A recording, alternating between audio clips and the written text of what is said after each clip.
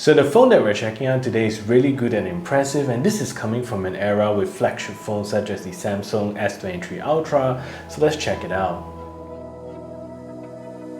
So why is it so hard to let you go? To let you go. So why is it so hard to let you go?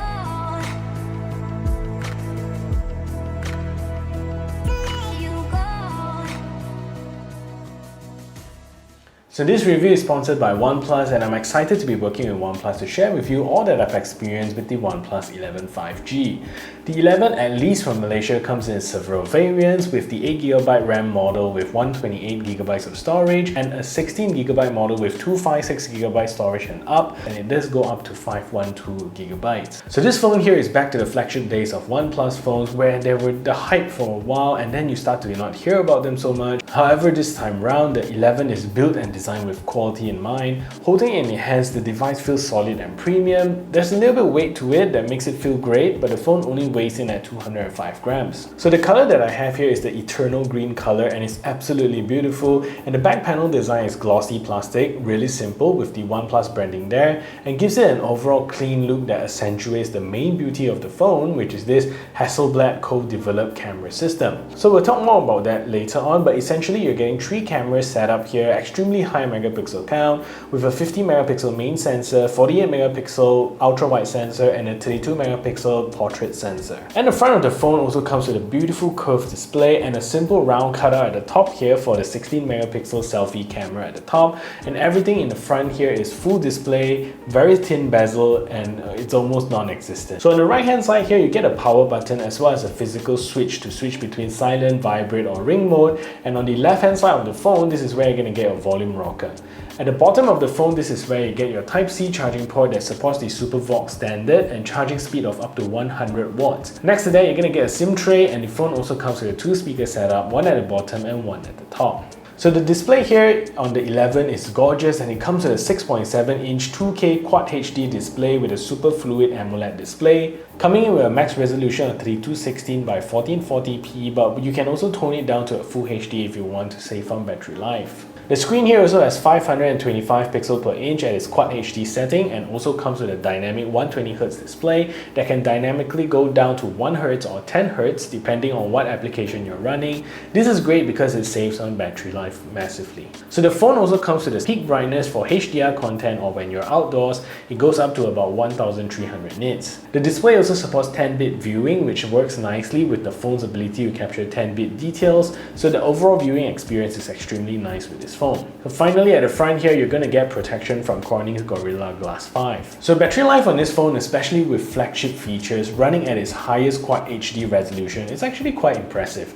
So you do get a 5000 mAh battery, and the phone also supports the SuperVOOC 100 watts charging, which you also get the charger in the box, so battery life is generally not an issue. So with my standard YouTube test at full brightness and full resolution, I've started the test at 12 PM at 100%, and I later checked in 2 hours later at 2 PM and it went down only 6%. I later let it play all the way to 5 PM in the afternoon and it went down to 80%.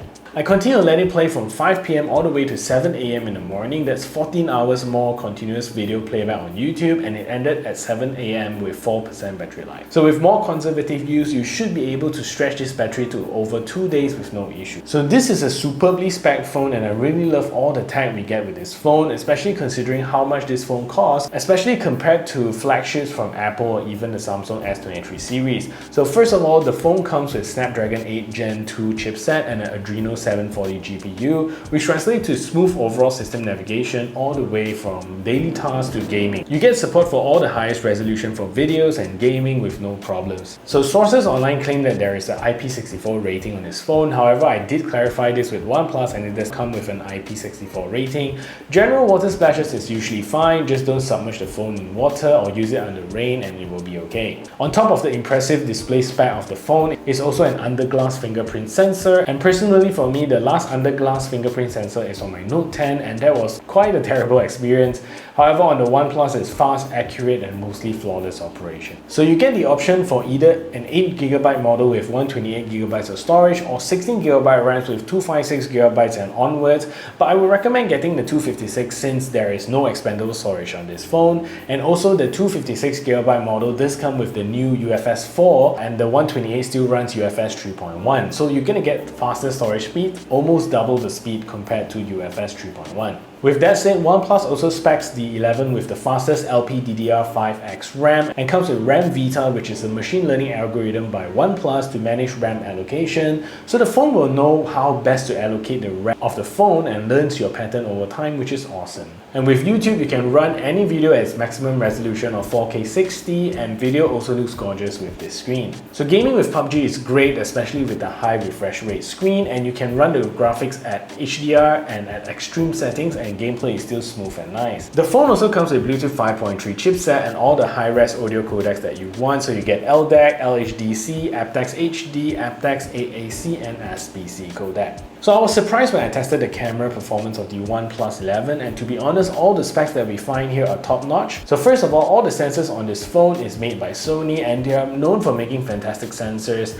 Again, as a camera nerd, you need to understand that megapixel doesn't really mean anything, but sensor size and sensor quality is more important. So although these phones do not have crazy large sensors, but they are still larger than their usual competition. So let's get some specs in first. So you're going to get a 50 megapixel main camera with f1.8 aperture, and the sensor is also both optical and electronic image stabilization for steady images, and comes with a 1/1.56 inch sensor, which is decent, but comparing it with the iPhone 14 Pro Max 48 megapixel sensor, you're still going to get a larger one on the iPhone. So you're also going to get a 48 megapixel ultra wide sensor at f2.2, a 32 megapixel 2x portrait mode at f2.0, and also a front 60 megapixel selfie camera at f2.45 with EIS, but with a fixed focus only. So the images from the main camera is extremely detailed when shot at 50 megapixel setting, and even at the 12 megapixel setting, it isn't bad at all. So just comparing the image quality with the iPhone 14 Pro Max with its larger 48 megapixel sensor, you can see that the image quality from the OnePlus still trumps the iPhone at clarity and sharpness. The ultra-wide camera at 48 megapixel is also sharp and captures more details, however the iPhone shots look a little softer but more natural.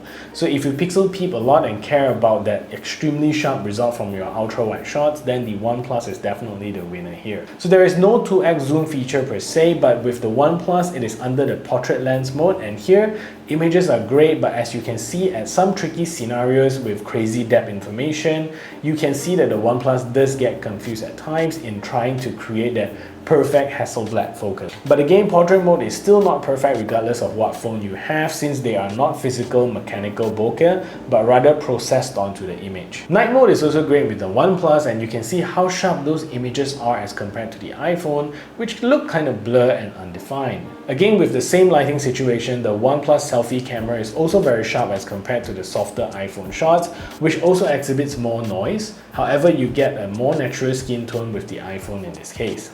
Overall, if you're into photography, the OnePlus 11 is definitely the clear winner here with its sensor and lens combo. So in terms of video performance, just like the S23 Ultra, you're going to get 8K recording at 24 frames per second, and you do get the extra finer details when zooming in.